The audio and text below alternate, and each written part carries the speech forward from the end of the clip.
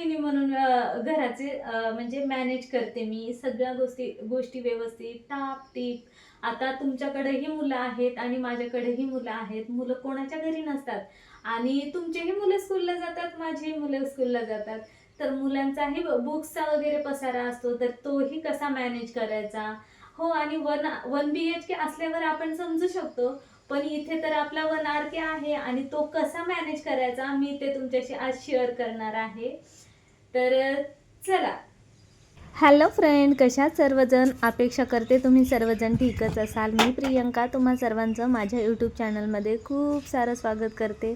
आजचा दिवस तुम्हा सर्वांना शुभ जावो. तुमच्या मनातील सर्व इच्छा अपेक्षा पूर्ण होत हीच भगवंताचरणी प्रार्थना.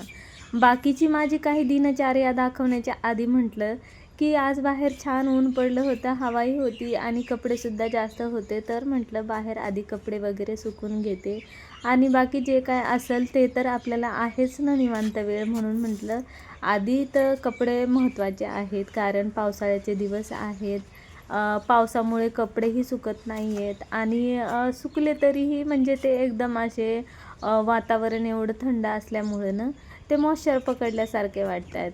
तर ना आता कपडे वगैरे तर झाले. जसं की मी म्हटलं मी घर मॅनेज करत नाही तर स्मार्टली घर मॅनेज करते. तर ते कसं ते सांगते.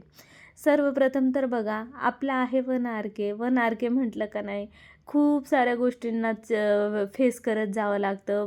प्रत्येक ह्याच्यामध्ये चॅलेंज असल्यासारखंच असतं.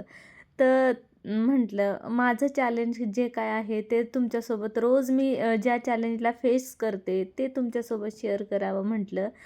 तर आता इथे ना माझ्याकडे आता 1 RK म्हटलं की आपण बेड, सोफा हे तर नाहीच ठेवू शकत. त्यासाठी ना मी पूर्वविचार करूनच नाही का आधीच सोफा कम बेड घेतला होता. कारण थंडीचे दिवस म्हटलं की जरी मी पुण्यात राहत असले ना तरी मी ज्या भागात राहते ना तिथे म्हणजे थोडंसं कसं थोडं वातावरण ना थंडच आहे. उन्हाळ्यातसुद्धा इथं काय होतं की पहाटे पहाटे थंडी वाजायला लागते.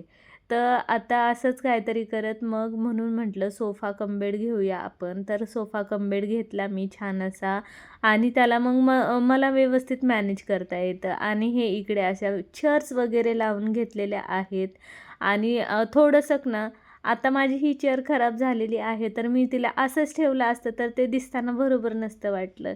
म्हणून मी तिच्यावर थोडंसं हे टाकून घेतलं.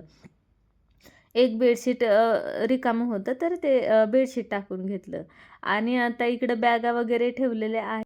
हे एवढा पसारा बघितलं ना की थोडंसं घाबरल्यासारखं होतं किंवा मग हे आता कसं आवरू, कुठून सुरुवात करू हे होतं. तर काहीही न करताना थोडासा पेशन्स आणि थोडंसं स्मार्ट वर्क केलं ना की थोडंसं म्हणजे आपल्यालाही तुम्हीही ट्राय करून बघा एकदा. कारण हा पसारा तर आपला डेलीचाच आहे, रोजचाच आहे. रोजच आपल्याला आवरायला लागणार आहे हे सगळं. त्यामुळे थोडासा पेशन्स आणि थोडंसं स्मार्ट वर्क केलं ना की अगदी आपलं इझिली कामं होऊन जातात. तर तुम्ही पाहिलं मी किती छानपणे एवढा पसारा आवरून घेतलेला आहे. सगळं व्यवस्थित जिथल्या तिथे ठेवलेलं आहे. आता छान असा झाडू वगैरे मारून घेते. झाडू वगैरे झाल्याच्यानंतर मात्र मग पुसून वगैरे घेते. पुसताना वगैरे की मी काय दाखवलेलं नाही त्या नेक्स्ट व्हिडिओमध्ये. तर आजचा व्हिडिओ कसा वाटला ते कमेंटद्वारे नक्कीच कळवा. व्हिडिओला लाईक, चॅनलला सबस्क्राईब करायला मात्र विसरू नका. पुन्हा भेटते असाच एक नवीन आणि छान व्हिडिओ घेऊन. तोपर्यंत स्वतःची काळजी घ्या. Bye bye and take care.